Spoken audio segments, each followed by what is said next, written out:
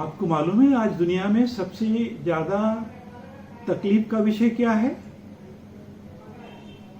आज सबसे ज्यादा तकलीफ का विषय है अवसाद या डिप्रेशन या एंजाइटी। यह सबसे ज्यादा चर्चित विषय है जिससे कि लगभग 70-80% लोग परेशान हैं। आज के युग में, कोरोना युग में, आज कोरोना के कारण और भी समस्याओं के कारण भी लोग डिप्रेशन में जा रहे हैं या अवसाद में जा रहे हैं। अल्टीमेटली हमको लगता है कि भाई डिप्रेशन या अवसाद है क्या? अगर हम देखते हैं तो लगातार चिंताएं करने के कारण आप चिंताओं में ही डूबते चले जाते हैं, उनसे बाहर नहीं निकल पाते हैं। यही तो डिप्रेशन है।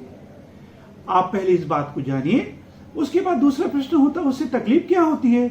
उससे आपको काम करने की इच्छा नहीं होगी, थकावट होगी, नींद नहीं आएगी, आप गुमसुम बैठे रहेंगे और कोई भी सक्रिय रूप से चीजों में भाग नहीं लेंगे। इनका कारण क्या होता है? कारण आज के समय में, आज के युग में आपकी समस्याएं, आपकी तकलीफें, नौकरी, पेशा या वातावरण या तकलीफें या कोरोना जैसे पेंडेमिक, ये सब कारण हो सकते हैं जिसके बारे में कि आदमी को चिंतन करके इनका धीरे धीरे निवारण करना चाहिए। अब विषय ये निकलता है कि भाई इससे हम कैसे बच सकते हैं, अब इनसे कैसे सुधार कर सकते हैं। सबसे पहले मैं बात चालू करूंगा सुबह उठते साथ सबसे पहले आदमी को क्या करना चाहिए। जैसे ही आपकी नींद खुलती है आप उठ के बैठते हैं और बैठते साथ सबसे पहले तो आप भगवान को याद करिए, भगवान को नमन करिए, भगवान को नमस्कार कहिए और उसको धन्यवाद दीजिए कि भगवान ने आपको आज सोचने समझने की शक्ति दी है और आज आपको स्वस्थ रखा है, इसलिए भगवान को बारंबार भगवान। यह भी एक सकारात्मकता लाती है जिससे कि डिप्रेशन धीरे धीरे कम होता है। सुबह के क्रिया के बाद में आप लगभग 10 मिनट चलें, तेज चलें, 10 मिनट दौड़ें और उसके बाद 10 मिनट धीरे धीरे चलें। ऐसा करने में धीरे धीरे धीरे धीरे तनाव आपका कम होता है।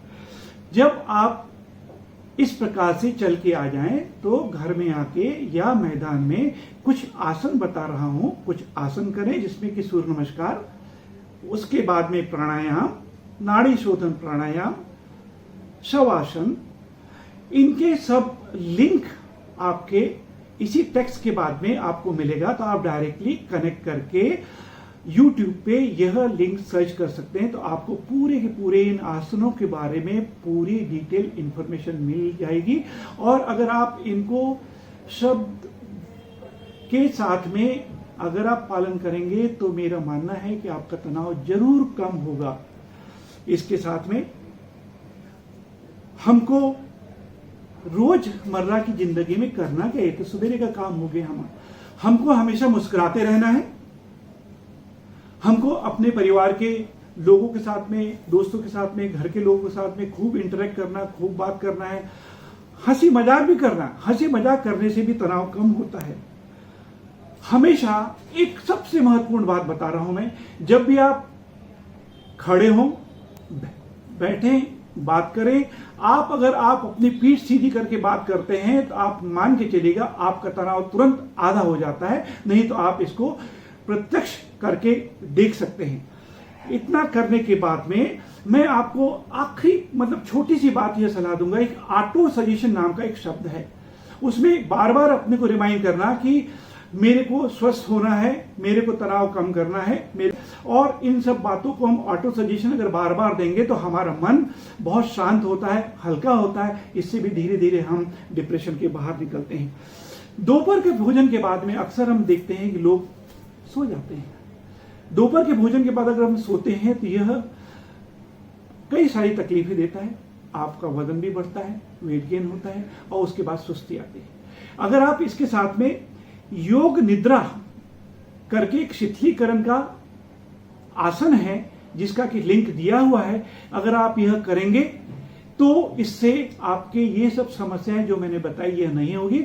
और जब आप उठेंगे तब एकदम फ्रेश रहेंगे, स्वस्थ रहेंगे और आपको बहुत अच्छा लगेगा। इसके साथ में ही एक अपने को अपने लाइफ स्टाइल भी बदलना है। हमको अपने भोजन में हरी सब्जी, फल, खूब पानी पीना और कोशिश करना कि रात का भोजन लगभग 8 बजे या 8 बजे के पहले कर लें और रात का भोजन बिल्कुल कम हो। इसके साथ में एक ही प्रश्न उठता है, ये हमको कब तक करना है? अरे भाई, ये तो तनाव कम करने के विषय हैं। ये तो अगर हम जिंदगी भर करेंगे, हम जिंदगी भर स्वस्थ रहेंगे और इससे अच्छी बात क्या हो सकती। रोज भगवान को धन्यवाद दें कि भगवान हमको धन्यवाद के साथ में हमको वह स्वस्थ भी रखता रहे, हमको सद्बुद्धि भी देता रहे। धन्यवाद।